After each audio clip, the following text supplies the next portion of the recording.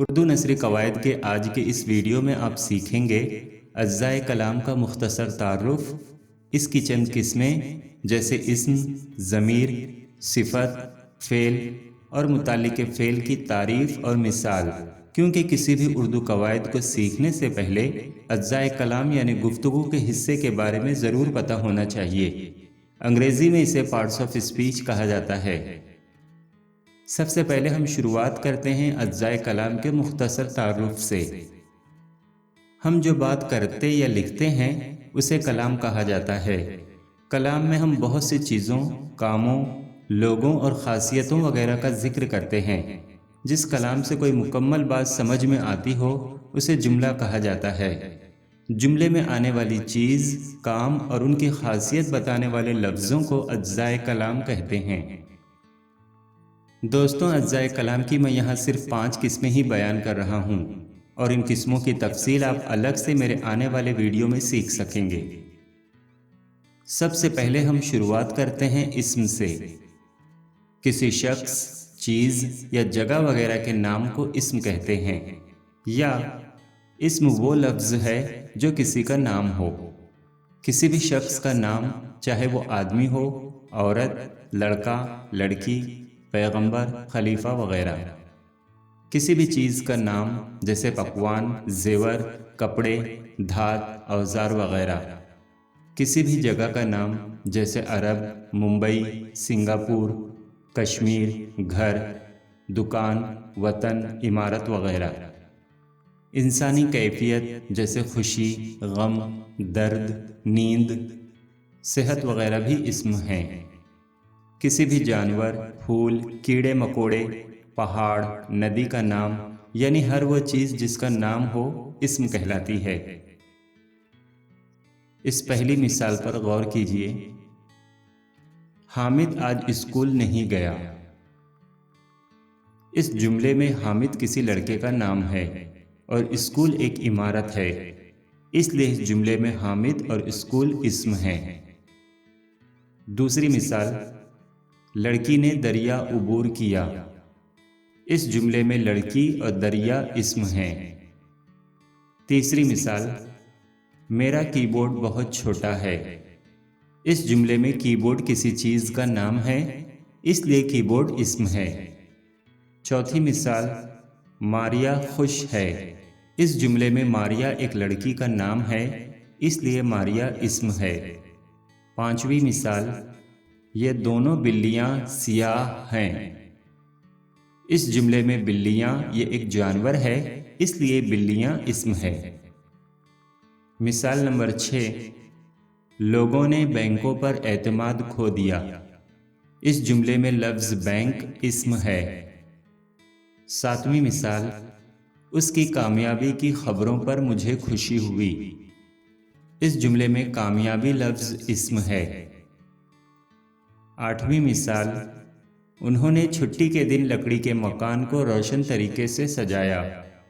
اس جملے میں لکڑی اور مکان کوئی شے ہیں، اس لیے دونوں الفاظ اسم ہیں۔ نویں مثال، میں نے پنجرے میں ایک شیر دیکھا۔ اس جملے میں پنجرے اور شیر اسم ہیں۔ 10ویں مثال، عامر عید کے موقع پر ایک خاص تحفہ چاہتا ہے۔ اس جملے میں عامر، عید اور تحفہ یہ الفاظ اسم ہیں۔ لفظ عید کی طرح کرسمس اور دیوالی بھی اسم کہلائیں گے۔ اجزائے کلام کی اگلی قسم ہے ضمیر۔ اسم کے بدلے استعمال کیے جانے والے لفظوں کو ضمیر کہتے ہیں، جیسے میں، تم، آپ، تو، ہم، وہ، اس کا، میرا، تیرا، تمہارا، ہمارا، آپ کا وغیرہ۔ جملے میں ضمیر استعمال کرنے کا فائدہ یہ ہوتا ہے کہ جو اسم گزر چکے ہیں انہیں بار بار دہرانا نہیں پڑتا، کیونکہ ایسا کرنے سے جملے کی خوبصورتی ختم ہو جاتی ہے۔ جیسے زید تھک گیا، زید سونا چاہتا ہے۔ اس جملے میں زید لفظ دہرایا گیا ہے جو کلام کو بدنما کر رہا ہے۔ اب یہ دوسرا جملہ دیکھیے، زید تھک گیا، وہ سونا چاہتا ہے۔ اس جملے میں دوسری بار زید کے بدلے لفظ وہ استعمال کیا گیا ہے، اس لیے لفظ وہ ضمیر ہے۔ امتحان میں سوال اس طرح سے پوچھا جا سکتا ہے: مندرجہ ذیل جملوں میں ضمیر پہچان کر خط کشیدہ کیجیے۔ یہ سوال اس طرح سے بھی پوچھا جا سکتا ہے: دیے گئے جملوں میں سے ضمیر الگ کر کے لکھیے۔ سوال نمبر 1، شیر آپ کے باغ میں دیکھا گیا ہے۔ اس جملے میں الفاظ آپ کے ضمیر ہے۔ دوسرا سوال، نیک کام میں میری مدد کرو۔ اس جملے میں لفظ میری ضمیر ہے۔ تیسرا سوال، میں آج اسکول نہیں جاؤں گا۔ اس جملے میں لفظ میں ضمیر ہے۔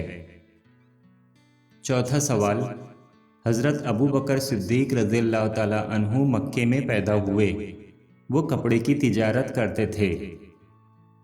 اس چوتھے سوال کے دوسرے جملے میں نام کی جگہ لفظ وہ استعمال کیا گیا ہے، اس لیے لفظ وہ ضمیر ہے۔ اجزائے کلام کی اگلی قسم ہے صفت۔ اسم کی خصوصیت بتانے والے لفظ کو صفت کہتے ہیں۔ مثلاً، ان کی والدہ ایک پڑھے لکھے خاندان سے تھیں۔ اس جملے میں الفاظ پڑھے لکھے صفت ہے اور خاندان اسم ہے۔ دوسرا سوال، یہ نظم ایک بڑے شاعر نے لکھی۔ اس دوسرے جملے میں لفظ بڑے صفت ہے اور لفظ شاعر کے لیے استعمال ہوا ہے، اس لیے شاعر اسم ہے۔ تیسرا سوال، تم مزیدار کہانیاں بھی سنتے اور پڑھتے ہو۔ اس جملے میں لفظ مزیدار صفت ہے اور کہانیاں اسم ہے، کیونکہ لفظ مزیدار کہانیاں کے لیے استعمال ہوا ہے۔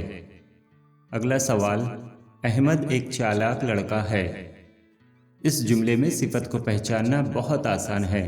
لفظ چالاک صفت ہے، انگلش میں اسے ڈسکرائبنگ ورڈ یا ایڈجیکٹو کہتے ہیں، اور لفظ احمد اسم ہے، انگلش میں اسے ناؤن کہتے ہیں۔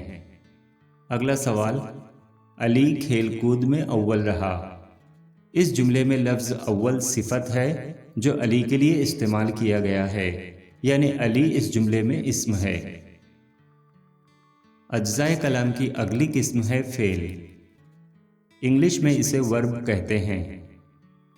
جن الفاظ سے کسی کام کے ہونے یا کرنے کا پتہ چلے انہیں فعل کہتے ہیں۔ جن لفظوں سے فعل بنتے ہیں ان لفظوں کو مصدر کہتے ہیں۔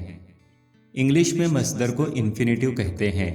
مصدر کے آخر میں نا لفظ آتا ہے، جیسے آنا، جانا، کھانا، پینا، سونا، ہنسنا، رونا، گانا، ہونا وغیرہ۔ پہلی مثال، سورج نکلا۔ اس جملے میں لفظ نکلا سے کسی کام کے ہونے کا پتہ چلتا ہے، اس لیے یہ لفظ فعل ہے۔ لفظ نکلا مصدر نکلنا سے بنا ہے۔ دوسری مثال، آج خوب بارش ہوئی۔ اس جملے میں ہوئی لفظ فعل ہے، ہوئی کی مصدر صورت ہونا ہے۔ تیسری مثال، طوطے کو لوگ بہت شوق سے پالتے ہیں۔ اس جملے میں پالتے ہیں فعل ہے۔ چوتھی مثال، کچھ پرندے مردہ جانوروں کا گوشت کھاتے ہیں۔ اس جملے میں کھاتے ہیں فعل ہے۔ اجزائے کلام کی اگلی قسم ہے متعلق فعل۔ جن لفظوں سے فعل یعنی کام کی خصوصیت معلوم ہوتی ہے انہیں متعلق فعل کہتے ہیں۔ مثال کے طور پر یہ 3 جملے دیکھیے۔ بارش شدت سے ہو رہی ہے۔ اس جملے میں فعل ہے بارش کا ہونا، لیکن ہمیں بارش کے ہونے میں خاص بات یہ پتہ چل رہی ہے کہ بارش شدت سے ہو رہی ہے، اس لیے اس جملے میں الفاظ شدت سے متعلق فعل ہے۔ انگلش میں اسے ایڈورب کہا جاتا ہے۔ دوسری مثال، بچے تیز دوڑ رہے ہیں۔ اس جملے میں فعل ہے دوڑنا، اور اس کے بارے میں خاص بات یہ پتہ چل رہی ہے کہ بچے دوڑ تو رہے ہیں لیکن تیز دوڑ رہے ہیں، اس لیے اس جملے میں تیز لفظ متعلق فعل ہے۔ تیسری مثال، حکیم صاحب کا تھوڑا سا حال بھی سنو۔ اس جملے میں الفاظ تھوڑا سا متعلق فعل ہے۔ چوتھی مثال، ڈاکٹر نے اس کی باتیں غور سے سنی۔ اس جملے میں الفاظ غور سے متعلق فعل ہے۔ انشاءاللہ میں کلام کے ان 5 اجزاء کی تفصیلی معلومات اور قسموں کے تعلق سے الگ الگ ویڈیو بہت جلد اس چینل پر اپلوڈ کروں گا۔ اگر اردو قواعد کے اس ویڈیو سے آپ نے کچھ سیکھا ہے تو اس ویڈیو کو لائک، شیئر اور چینل کو سبسکرائب ضرور کریں اور بیل آئیکن کو بھی ضرور پریس کریں۔ پھر ملیں گے اردو قواعد کے نیکسٹ ویڈیو میں، تب تک کے لیے اللہ حافظ۔